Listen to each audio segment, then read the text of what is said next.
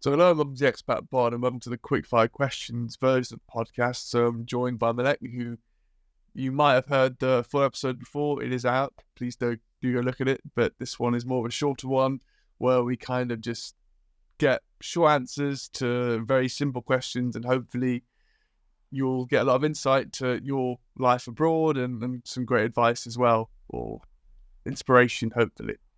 So the first kind of question is, what's the favourite place you've lived? Sweden. Which city in Sweden? Okay, Gothenburg. Why would you choose Gothenburg? I think the climate is milder comparing to northern parts like the Luleå or New York, northern New York, or Russia, and the places I lived. So if I have to choose, then I would say Gothenburg. Perfect. Nice and snappy, wonderful. What's been your favourite international food? So food that's not from your home country. And it doesn't have to be in Sweden, right? No, it can be any cuisine. All right. I would definitely say it's langos. I've never heard that before. Please explain what it is. Oh, you're missing a lot. It's Hungarian fried bread or fried dough. They're super, super delicious. And how is it made? What do they... They fry the dough like it's basic fried bread. It's not the healthiest, but it's the most delicious. Is it with anything else, like any flavors, or is it just bread? So it's just a bread, plain bread, but it's up to you however you want to eat it. So what's your favorite then? What's your favorite way of having? On the toppings, it's sour cream, cheese, onion. Basically, that is very simple, but you can put everything. You can put shrimps, you can put whatever you like, actually. It's up to you. Yeah. But maybe I shouldn't call this a pizza. They will get that. I'll have to go back to Budapest and try it. Yes, you really have to do that. I actually went just to eat langos, and I ate just like 3. I missed it. I didn't have any when I was there. So. Oh no. I didn't know to look for it, to be first. Really? It's popular in street food festivals in Sweden as well. Maybe you have. Oh yeah. Oh, I've been so naive and not seen it. So. But you can't really miss it. If you go to international street food festivals, if you see a really, really long queue somewhere, then it's always the langos. So easy to spot, yeah. I'll know next time. Going on from that, what's your favourite international tradition? I would say midsummer in Sweden. People are happier. They're usually singing, dancing together. I mean, it usually rains in midsummer in Sweden. Last year it didn't rain. It was really nice. I really enjoyed the vibes, the atmosphere. People were so happy, outgoing, sociable. So it was really fun to be around. That was my only midsummer, which was good fun. We did the school frog dance. Were you exactly? Were you in Slottsskogen or were you... No, near Örebro. My friend has his family at my house. It's about an hour away on a lake. Not far from Örebro, or towards that direction. So yeah, it was really good fun. I took my drone and filmed the whole thing. We had lots of food, lots of singing, lots of schnapps. That sounds fun. Yeah, we danced around the pole, had ice cream. I didn't have any sill, which is good. You don't like sill? I don't really eat fish, so... No, I don't like sill either, or herring. I think the idea of it was quite annoying, or put me off quite a lot, so... Yeah, I understand. I'm with you. What's your favourite thing about living abroad? To be more open-minded, flexible, less judgmental, to get new perspectives in life, to understand people better, to have more empathy and understanding about life, about people, about cultures, different cultures, other cultures, to be more respectful, to improve myself.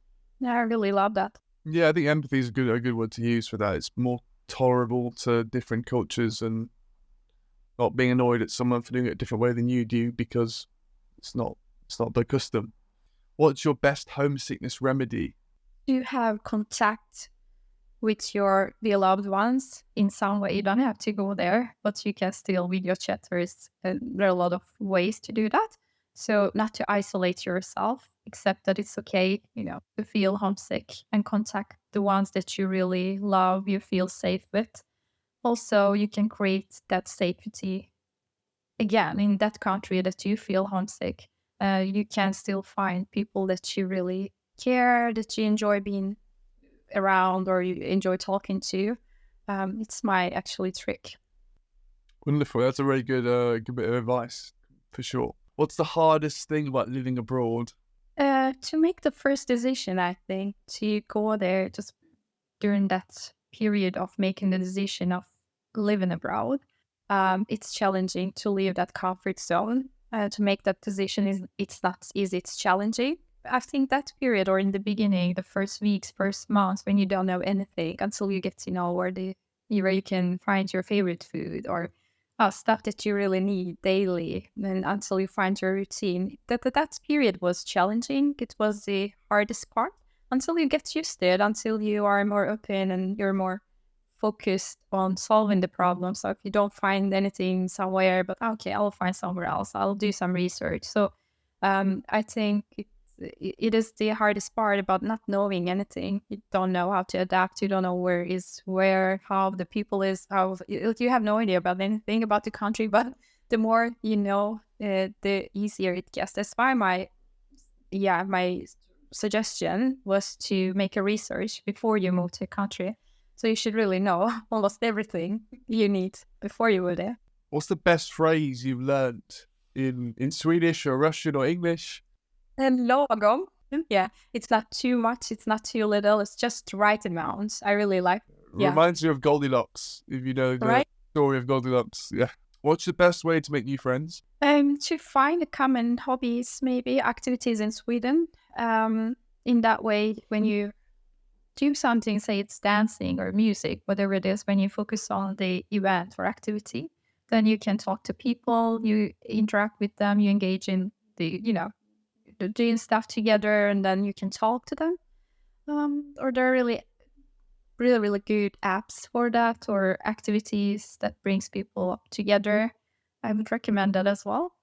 Also studying, if you study something, some course, maybe some language or anything, it can also be a way to meet people. Best thing to do in your new city? I need to think about it. Best thing to do. I really enjoy just walking outside between the nice buildings. It's really nice architecture in Gothenburg. It's called Little London. So I love London and I love the architecture in London as well. So I get the same vibes. So I just enjoy going out and just walking there and feeling the city. I really like that. But I also like being in the nature. A really nice nature, and it's close to the archipelagos, really nice islands around. So you can go visit them, meditate, just be there, just being out, I think. Yeah, I think Slottskrogen as well is so great to have so close. Yeah. It's like the best thing to have. Exactly. And it's very central, like it's in the almost like in the middle of the center, but still you get that. I think it's really nice. And then I guess the kind of last question is, what's your best expat life hack? I think it's really important not to isolate yourself. You can always talk to other expats. And there are a lot of groups that you can find on social medias or on different apps. But just talk to them, share your experiences, both are positive or negative.